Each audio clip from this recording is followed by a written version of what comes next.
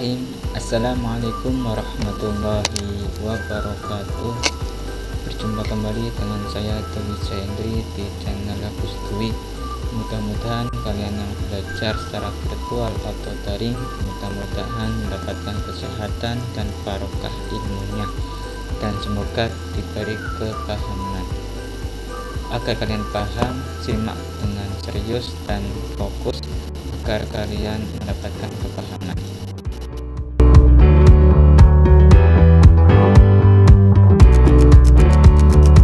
Kali ini kita akan bahas tentang macam-macam talak. Dilihat dari segi boleh tidaknya suami rujuk.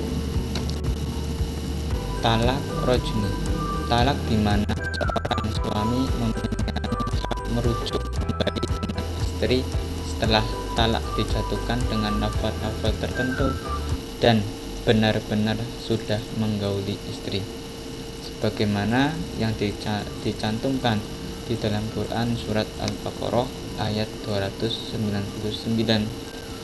Bismillahirrahmanirrahim.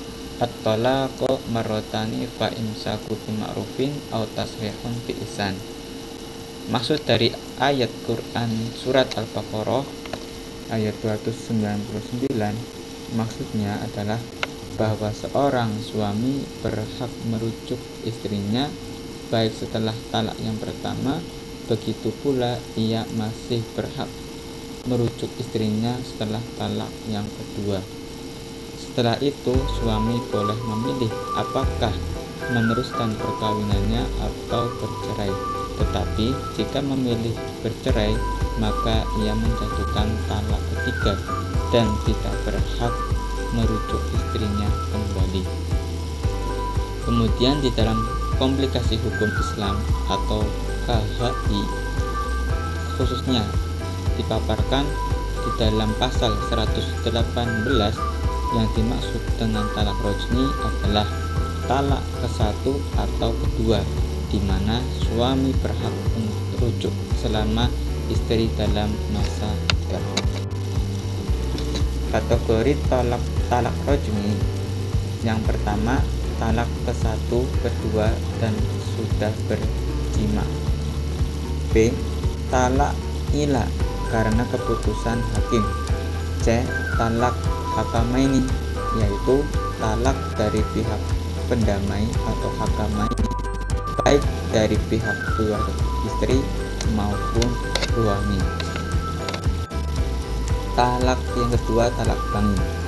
Talak bangin yaitu talak ketiga kalinya dan belum melakukan hubungan badan atau jima, serta talak yang dijatuhkan kepada istri kepada suami termasuk kategori talak bangin.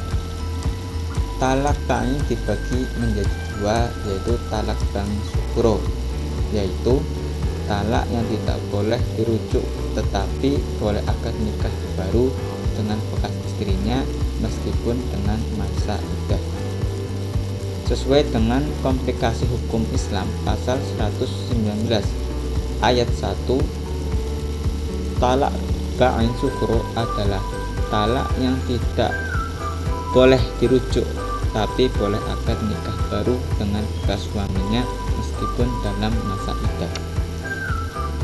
Pasal 119 ayat 2, talak bangin sugro sebagaimana tersebut pada ayat 1 adalah talak yang terjadi qabla dukul, talak dengan tebusan atau khulu', talak yang dijatuhkan oleh pengadilan agama. Talak yang kedua adalah talak bangin kubro. Talak bangin kubro ialah talak yang ketiga dari talak-talak yang dijatuhkan oleh suami. Talak bangin kubro, dalam talak bangin kubro ini suami tidak boleh merujuk atau mengawini kembali istrinya baik dalam masa iddah maupun sesudah masa iddah. Suami bisa rujuk dengan istri dalam kategori talak bangin kubro dengan beberapa syarat sebagai berikut. Istri telah kawin dengan laki-laki lain, istri telah dicampuri oleh suami yang baru, kemudian istri telah dicerai oleh suami yang baru. Sahnya talak menurut komplikasi hukum Islam. Sah talaknya sedangkan berdasarkan pasal 114 komplikasi hukum Islam atau KHI, putusnya ikatan perkawinan karena perceraian dapat diakibatkan karena adanya talak dari suami atau adanya gugatan dari istri. Pasal 14 komplikasi hukum Islam menyatakan putusnya perkawinan yang disebabkan karena perceraian dapat terjadi karena talak atau berdasarkan gugatan perceraian. Pasal 39 ayat 1 Undang-Undang Pernikahan menyatakan perceraian hanya dapat dilakukan di depan sidang pengadilan setelah pengadilan yang bersangkutan berusaha dan tidak berhasil mendamaikan. Pasal 117 komplikasi hukum Islam. Pasal 117 komplikasi hukum Islam menyatakan talak adalah ikrar suami di hadapan sidang pengadilan agama yang menjadi salah satu sebab putusnya perkawinan. Talak sah secara agama. Talak menurut hukum adalah ikrar suami yang diucapkan di depan sidang pengadilan agama. Sedangkan apabila talak dilakukan atau diucapkan di luar pengadilan, maka perceraian sah secara hukum agama saja, tetapi belum sah secara hukum negara karena belum dilakukan di depan sidang